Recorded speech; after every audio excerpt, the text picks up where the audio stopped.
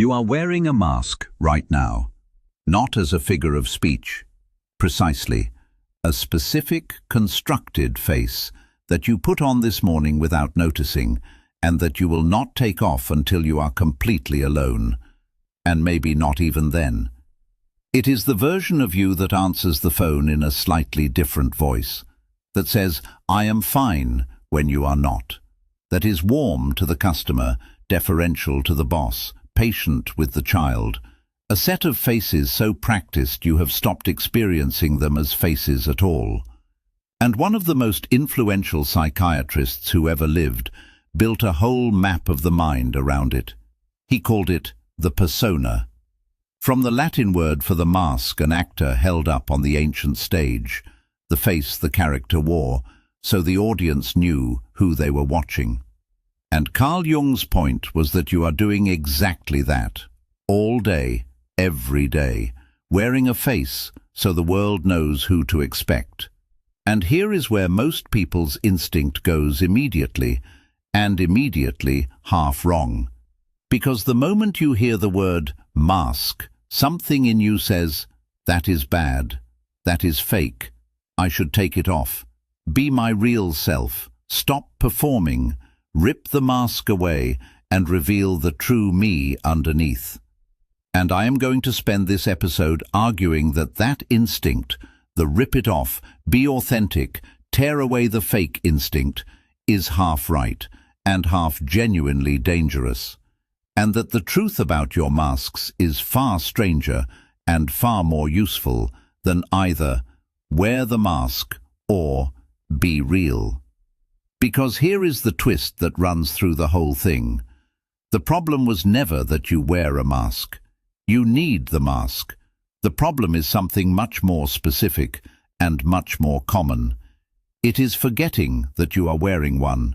It is the mask fusing to your face until you can no longer tell where the role ends and you begin. And I promise you this is not abstract, because you have felt both sides of it. You have felt the relief of the mask, the safety of a role to hide inside, and you have felt the other thing, the quiet, creeping suspicion, usually late at night, that you are not quite sure who is under there anymore, that the successful, competent, well-liked person everyone sees is a performance you have gotten so good at that you have half forgotten it was ever a performance, and that somewhere underneath it, someone is quietly starving. This episode is about that someone, about the difference between wearing a mask and becoming one, and about the strange, liberating fact that the goal is not, and never was, to take it off. So, what exactly is this thing on your face? So, the persona. Let us be precise about what Jung meant. He placed it at a very specific spot in the mind, right at the border between you, your inner world, your private self, and everyone else, society. The persona is the interface, the membrane between in here and out there. Its job is negotiation. Every day you have to appear in a world full of other people, expectations, roles, and rules. And you cannot appear as the raw, unedited churn of everything you actually think and feel. So you build an interface, a presentable version, a face designed, in Jung's words, to make a certain impression on others, and at the same time to conceal the rest. And notice that double function, because it is the whole thing. The persona does two jobs at once. It reveals a curated, acceptable version of you, and it conceals everything that did not make the cut. It is a spotlight and a curtain in the same object. The professional persona reveals competence and conceals the panic. The cheerful persona reveals warmth and conceals the exhaustion. The tough persona reveals strength and conceals the tenderness. Every mask shows one thing precisely in order to hide another. And you have a whole wardrobe of them, because it is not one mask, it is many. Watch yourself over a single day. The voice you use with your boss is not the voice you use with your closest friend. The you at a job interview is not the you at 2 in the morning with someone you trust. The you at a funeral, a party, a first date, a family dinner. Subtly different people. Different faces. Different masks. And Jung's word for this was not an insult. He was describing a skill. The ability to shift your presentation to fit the room is social intelligence. It is maturity. A person who genuinely could not do it, who wore the identical face at the funeral and the party, we would not call authentic. We would call them impaired. So the masks are not the failure. The masks are the achievement, which is exactly why the naive advice, take them all off, is so wrong. And we will get there. But first, why do you need them at all? So let us actually run the thought experiment the rip-off-the-mask crowd never runs. Imagine a person with no persona at all, truly none. Every thought spoken, every impulse enacted, every feeling shown raw the instant it arrives. Total authenticity, no filter, no face. What would that person actually be like? Not free, not enlightened. They would be unbearable. They would tell your grieving friend that the funeral was boring. They would announce every flicker of attraction, boredom, contempt, and hunger the moment it appeared. They would be unemployable, friendless, and probably dangerous. We have a word for people with radically no filter between impulse and action, and it is not authentic. It is something much closer to a clinical problem. Because here is what the persona actually makes possible: civilization, cooperation, kindness. When you bite back the cruel but true remark, that is the persona. When you stay patient with the child, the customer, the elderly parent, persona. When you show up and function on the day your heart is breaking, persona. The mask is not the opposite of virtue. Very often, it is virtue. Restraint, tact, consideration. The willingness to not inflict your every raw state on the people around you. Manners are a mask. Professionalism is a mask. A great deal of ordinary human decency is precisely the gap between what you feel and what you choose to show. Remove that gap entirely, and you have not removed a lie. You have removed kindness. And there is a second thing the mask does, and it is more tender. It protects. The soft, unformed, vulnerable parts of you, the ones that would be damaged by full exposure to a world that is not always safe. The persona shields them. You do not hand your deepest self to a stranger, a hostile colleague, a crowd, and you should not. The mask lets you engage with a world you cannot fully trust, without exposing the tender core to everyone who happens to be there. It is a boundary, a membrane, and a person with no membrane is not open. They are wounded. So the mask, so far, is looking not like a prison, but like a gift, which makes the actual danger, when it comes, so much harder to see. So where does your particular mask come from? Because it is not random. It was built carefully over years in response to a very specific question you started asking as a child. Which version of me gets love? You tried things. You were loud and watched what happened. You were quiet and watched. You achieved and felt the warmth of approval. You needed and sometimes felt it withdraw. And slowly, without deciding to, you learned which faces brought you closer to the people you depended on, and you built those faces up into a self you could show. So your persona is, in a real sense, a strategy, a brilliant childhood solution to the problem of how do I stay safe and loved among these particular people. The child who was praised for achievement builds a persona of competence. The child who kept the peace builds a persona of easy agreeableness. The child who was too much learns to build a smaller, quieter self. And it worked. That is the crucial thing to honor. Your persona is not a flaw, it is a success. It got you through.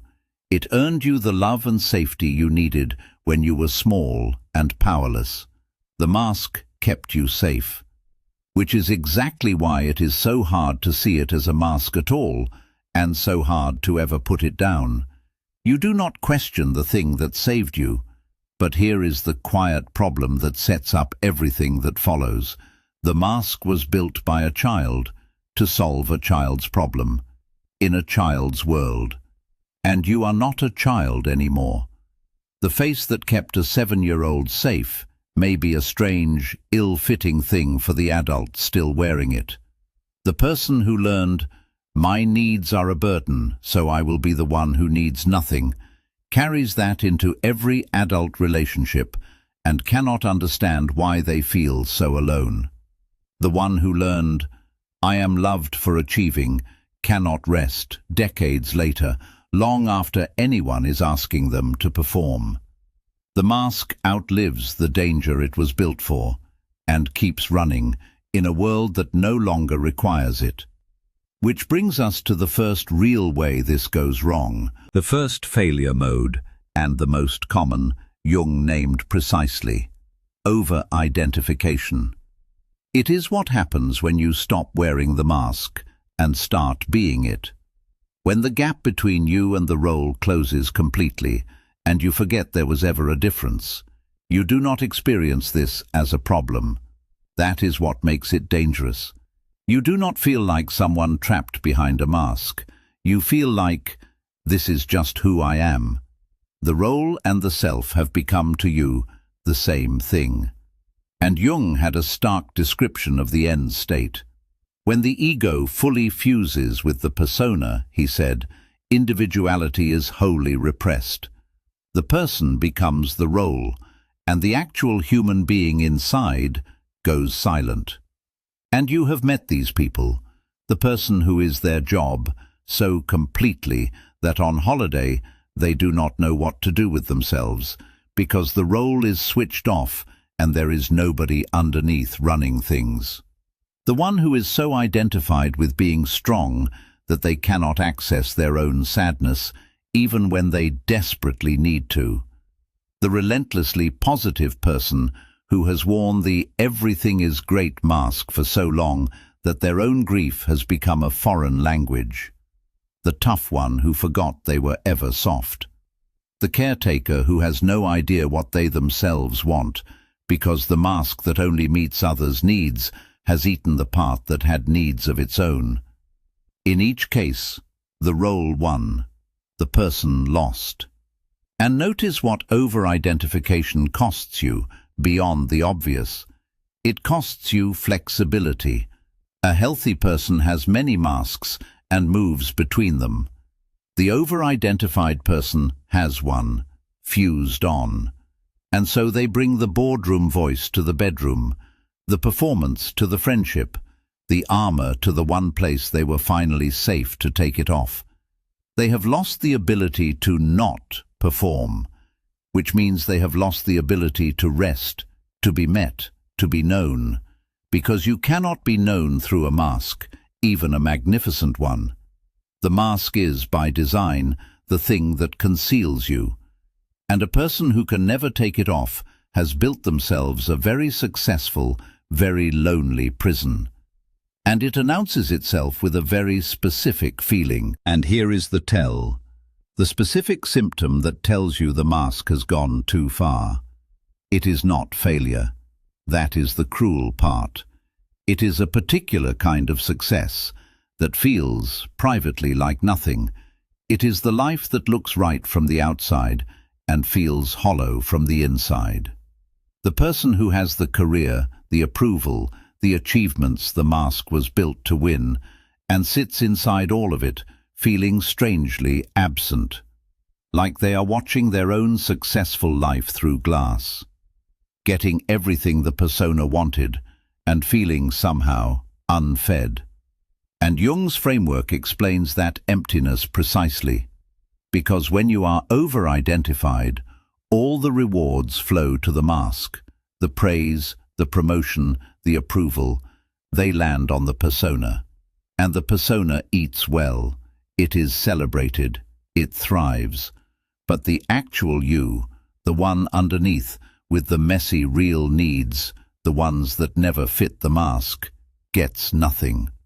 Because you have arranged your entire life to feed the face, and the face is not you. So you can win every prize the persona was designed to chase, and the person behind it starves, because none of those prizes were ever addressed to them. That hollow feeling is not ingratitude, it is a real hunger. It is the self underneath saying, "None of this was for me." And this is where I want to be careful, because for some people this is not a philosophical ache. It is a genuine emptiness, a deadness, a sense of watching your own life from behind glass that does not lift. And if that is you, really you, not as an idea but as a daily weight, I want to say clearly, that is not a flaw in your character to be journaled away. That specific, persistent hollowness is worth taking to a real person, a good therapist. Because sometimes the gap between the mask and the self grows wide enough to become its own kind of suffering, and that is not a thing to face alone with a philosophy video. It is a thing to be gently helped back from. So, hold that, and let us keep going, because there is a second failure, and it is the one that surprises people. The second failure is subtler, and it connects the mask to something darker. Because every time the persona leaves something out, that something does not evaporate. It goes somewhere, and where it goes is behind you. Everything the mask will not show, the anger the pleasant persona forbids, the neediness the independent persona denies, the selfishness the giving persona cannot allow, all of it gets pushed into the part of you that we spent a whole other discussion on, the shadow, the disowned basement of the self. And here is the mechanical link that most people miss. The persona and the shadow are two sides of one coin. They are made in the same act. Every trait you polish onto the front of the mask creates by exact subtraction a trait pushed into the dark behind it, which means, and this is the unsettling law, the more perfect the mask, the darker the shadow. The more relentlessly good, clean, agreeable and flawless the front you present, the more material you have had to banish to keep it that way. The saintliest persona casts the ugliest shadow, which is why, and you have seen this, the people who present as most morally spotless are so often the ones hiding the most. Not because they are hypocrites by choice, because the machinery guarantees it. A one-sided mask requires a dense, pressurized shadow to exist. And this is why over-identification is not just lonely, it is unstable. The person fused to a flawless mask is sitting on a pressurized chamber of everything they have disowned to maintain it. And the more perfect the performance, the greater the pressure. It is why the most controlled people sometimes erupt so shockingly. Why the pillar of the community turns out to have a secret life that contradicts everything they projected. The mask did not eliminate the disowned material. It pressurized it. It built a beautiful front and a volatile basement, and called only the front me. The healthiest people are not the ones with the most flawless masks. They are the ones whose front and back are on speaking terms. Which finally brings us to what you are actually supposed to do about all this. So here is the turn, and it is where this whole idea breaks away from the naive version you started with. Because the obvious solution, the one everyone reaches for, is take off the mask, find the real you underneath, be authentic, stop performing, and that is wrong. Or at least, it is aiming at the wrong thing entirely. Because the goal was never to remove the mask and stand there barefaced and real. We have already seen why. A person with no mask is not free. They are unbearable. The answer is not fewer masks.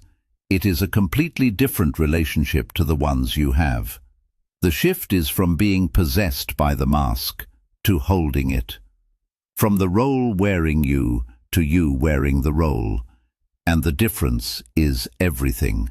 When you are conscious that it is a mask, you can choose it. Put it on for the meeting, take it off at home, move between them freely. When you are unconscious of it, it is not a mask anymore. It is a cage. It wears you. So the healthy person is not the one with no mask.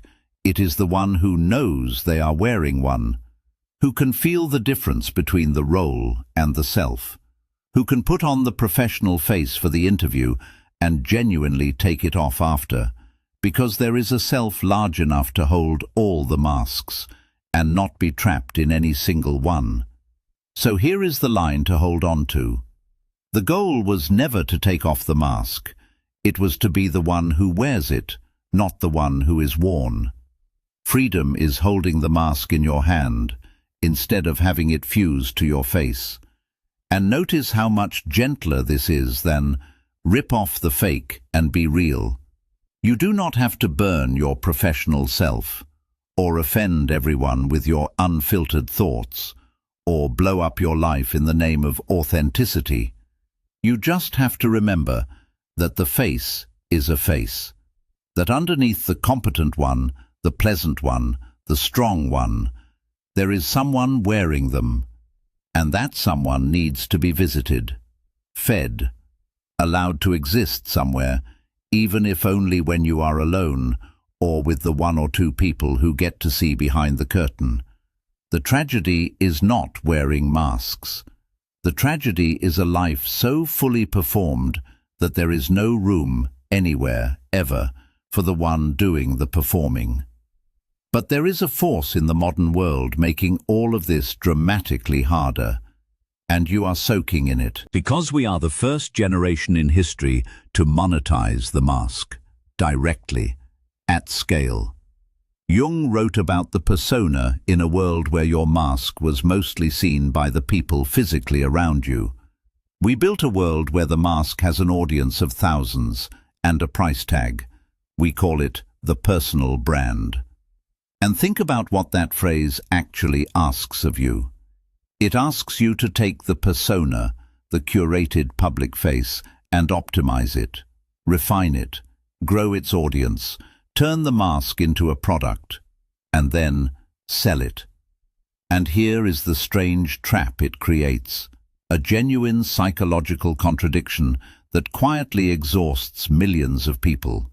Because at the exact same time as we are told to build and sell the brand, we are told the highest virtue is authenticity.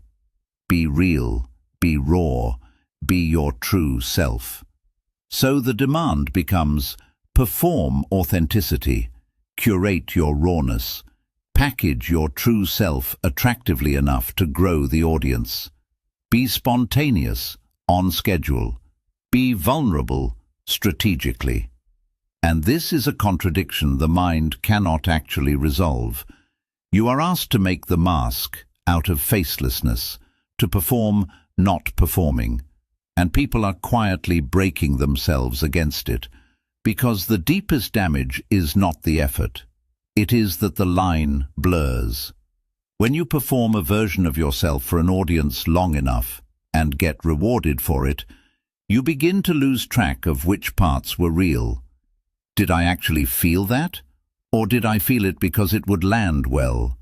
Do I want this? Or does the brand want this? This is over-identification with rocket fuel.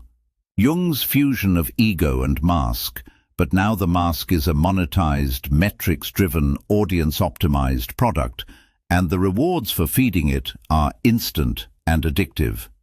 The persona has never been so profitable or so total, and the self underneath has never been easier to lose.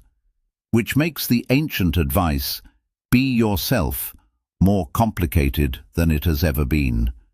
And it turns out that advice was always more broken than it sounds. So now I have to defend the mask. Properly. Because everything about the way we talk about this pushes toward one conclusion. The mask is the enemy. Authenticity is the cure. Tear it off and be free. And that conclusion is not just incomplete, it is actively harmful. Here is the first reason. Just be real, as a total philosophy, is genuinely bad advice. Because your unfiltered, unmasked, every thought spoken self is not a beautiful truth the world is waiting for. Some of what passes through you is petty, cruel, biased, and better left unsaid. The gap between what you feel and what you show is not always a betrayal of your true self. Very often it is wisdom, it is kindness, it is adulthood. The colleague who thinks, "My authentic truth is that you are incompetent," and says it in the name of being real, has not achieved authenticity. They have just been unkind and called it honesty. The person who unloads every private struggle onto every acquaintance in the name of no masks is not brave. They have just removed a boundary that existed to protect both of you. So we have to hold the line clearly. Choosing what to show is not the same as being fake. A surgeon's calm during your crisis is a mask, and you want it. A parent's steadiness when they are terrified is a mask, and the child needs it. Discretion, tact, composure, professionalism, these are masks, and they are not lies. They are gifts. The mask can be a lie, but it is more often a kindness. And confusing the two is how people burn down good lives in the name of being real. So the enemy was never the mask. Let me say it as plainly as I can. The mask is a tool, a social skill, often a virtue. The problem was only ever a specific misuse of it, forgetting it is a tool and letting it wear you. And once you see that, the whole naive project of authenticity starts to wobble, because it rests on an assumption we have not questioned yet, that underneath all these masks there is a single, real, true you waiting to be uncovered. And that assumption may be the biggest mask of all. So let us question it hard. So, the true self, the real you, hiding under all the masks, waiting to be found. It is one of the most powerful ideas in modern culture. Find yourself. Discover who you really are. Be true to your authentic self. And it may be, largely, a myth. Not because you are empty, but because when you actually go looking for that single, fixed, true self under the masks, you do not find one clean thing. You find a crowd. You are genuinely different with different people, not fake with all but one, but really actually different. And all of them are you. The you that is playful with your oldest friend, the you that is serious at work, the you that is tender with someone you love, the you that is sharp in an argument. Which one is the real one? The instinct is to pick one and call it true, usually the one that feels most comfortable or most flattering. But that is a choice, not a discovery. They are all real. The self is not a single hidden statue. It is more like a repertoire. Philosophers and psychologists have pushed hard on this, some going so far as to argue that being yourself is incoherent as advice, because it assumes a determinate true self that simply is not there. You are not a fixed essence being covered up. You are a process, something being continuously made by your choices, your contexts, your relationships. Not a noun you uncover, a verb you enact. And this completely reframes the project, Because if there is no single true self buried under the masks, then the task was never to dig it out. The task is not excavation, it is authorship. You are not searching for who you really are like a lost object. You are deciding and building who you are becoming. And that is far more freeing than the myth it replaces, because find your true self makes ordinary uncertainty feel like failure, as if everyone else found theirs and you are still lost. But you are not lost. There was never a fixed thing to find. There is only the ongoing, lifelong work of choosing which of your many real selves to feed, to grow, to lead with. You are not a mask hiding a face. You are an author, holding a great many faces, deciding which story to tell with them. So if the goal is not to remove the masks, and not to find the one true face under them, then what precisely are we aiming at? And here is the answer the whole episode has been building toward. It is not authenticity, it is something better. Wholeness. Not a self with no masks. A self big enough to hold all its masks and not be trapped in any one of them. A center that can put on the professional face, the social face, the tender face, use each one consciously, well, as a genuine tool, and then set it down. Because there is a larger you that all of them belong to, and none of them exhausts. And in practice this comes down to a few very concrete capacities. The first, awareness. Simply knowing in the moment that you are wearing a mask, not fused to it, able to feel the difference between the role and the one playing it. That awareness alone breaks the worst of the spell. The second, flexibility. Having more than one mask and being able to move between them. The over-identified person is stuck on one. The whole person has a wardrobe and chooses. And the third, and this is the one that heals the hollowness, making sure that somewhere with someone, or at least when you are alone, the masks come off. That there is a place where the self underneath gets to exist, unperformed, gets fed, gets known, even if that place is small. It only has to be real, because that is what intimacy actually is when you strip it down. It is not finding someone who sees your one true self. It is finding the person, or the few people, with whom you can put the masks down, where the performance can stop, where you can be tired and unimpressive and unfinished and still be wanted. And if you have even one such place, one person, 1 hour, one room where the mask comes off, you are protected from the worst of this. Because the danger was never wearing the mask out in the world. It was having nowhere and no one with whom to ever take it off. A mask you can remove is a tool. A mask you can never remove is a coffin.